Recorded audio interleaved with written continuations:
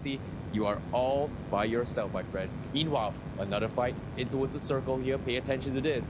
It is going to be the outskirts of La Bendita and also Los Leonas. So we might see the huge divider between La Bendita and Los Leonas, and teams are starting to make decisions to find their combo spots here. And on screen, A1 does counter the shots coming from the drop stairs. They are going to try and get some KPs for themselves. Unfortunately to say, it is going to be a tough shot to land here coming from A1 here, Circle Out.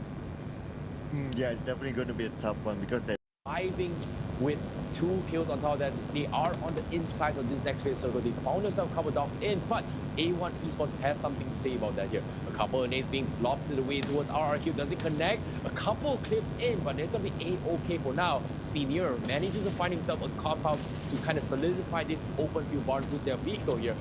And they have a little bit of room to breathe here. Meanwhile, Alpha 7 is going to be pushing them very, very soon here. A1 Esports trying their angles to actually going for the shot, but the nades from Swagin will clap on towards Ernie here. RRQ. You expect to be fragging out this late in the game, but guess what? Anything can happen in PUBG Mobile. It is called player unknowns for a reason here. The game is not over. Meanwhile, at Rups players, they are taking a fight with not just 4 AM, they're also letting a nades here. Dante gets knocked out from A1 Esports. And guess what? Everyone's got to get out and barn because the circle is going to be pushing towards Digital Athletics here. Prime position for Digital Athletics to take the circle. As you can see, they solidify the compound. But Alpha 7 Mafioso has something to say about that here. He's going to be slowly creeping his way towards Digital Athletics. And despite having the compound here, not a lot to work with here, not a lot of a potential vision to actually get those kind of advantage here. The only vision they have is to final 16, 17 alive here. DA Silas, he's got something to say about this here as DA is still holding the compound, but refused to move, and A Silas playing a little bit cheeky.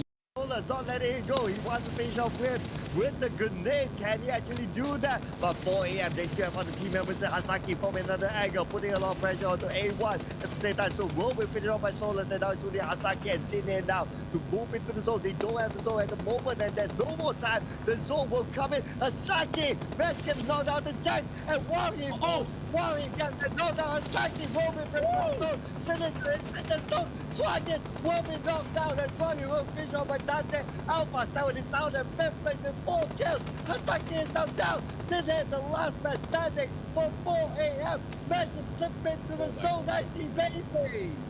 Oh my god, Sing He! That was a close call from Hasaki. He dodged a bullet from Sinister here. Unfortunately to say, Digital Athletics has something in store for them here because this is the Digital Athletics that we are expecting here. It's been 2 days, but now in the final day, in the second final match here, this means this might be the time for them to shine here because 4 AM's got 1 people. Oh boy, he's got 1 as well. And the nades almost takes him out, Silas. He lobs it perfectly here, but despite the changes of the day here, not going to be enough to take him for Sinher. But now Sinher and Oh Boy going to be sharing it side by side. Are they going to be A-okay? Because as of now, creeping behind, it's going to be A1 Esports here. They have the high ground, they have the advantage, they have the circle, DA. They have to make a decision now.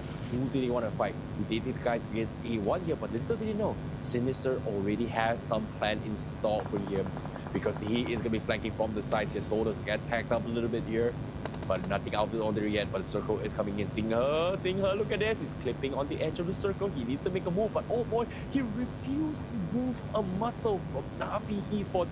He has to make a play here, but Sing he does see the vision from the guys of DA, but at the same time, he doesn't want to expose his position. Meanwhile, he gets scouted out by Joycon, and that's going to be 4 AM down on 4th place. Navi still in the game as well. Oh boy, finally reveals his position. Gets a nice knock towards Silence, but from behind, the zone is coming into the way. Can he get the first aid? The Razy, he wants to finish him off, but at the same time, he's a little bit too low. He needs to pop the first aid. Oh boy, let's go for the push. Razy is there. He's looking for the pixel, but the smokes has been set up. Now, lobbing a Kobe in. Razy is going to go for the push. Can he come up on top? The Uzi sprays are coming in. But Razy catches it for the team, but eventually gets taken out by the zone. Navi dying out on 3rd place. Without it, they will take out DA on top of that. But taking advantage of the situation, it is going to be A1 Esports taking the winner chicken dinner. Congratulations, A1 Esports getting 12 kills and winner chicken dinner. A1 Esports, I'm really happy for A1 Esports to actually get the chicken dinner in the PUBG Mobile Global Championship 2020 finals. One thing is because when whenever I see A1 Esports, even during the league stages, when there's a player cam on, they always have their national flag behind them, the Bangladeshi flag behind them. And when and that's just the thing.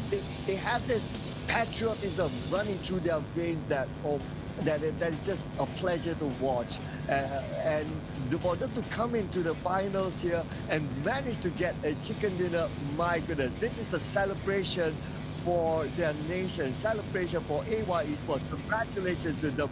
Ladies and gentlemen, that was a great play there from A1 Esports. And of course, just want to relive the moment, listen to the new moments, the highlights from the previous round.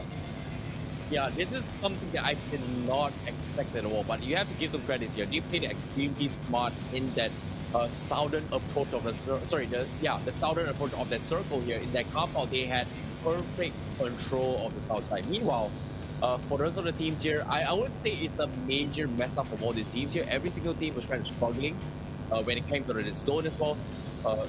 I think one of the most detrimental effects was pretty much the teams gathered up towards Love and Dita Craters here. The Craters is a natural, I would say, fortress around of Mother Nature in that regard, because the walls on the sides here kind of just, it's like a pit trap for some of the seeds, right?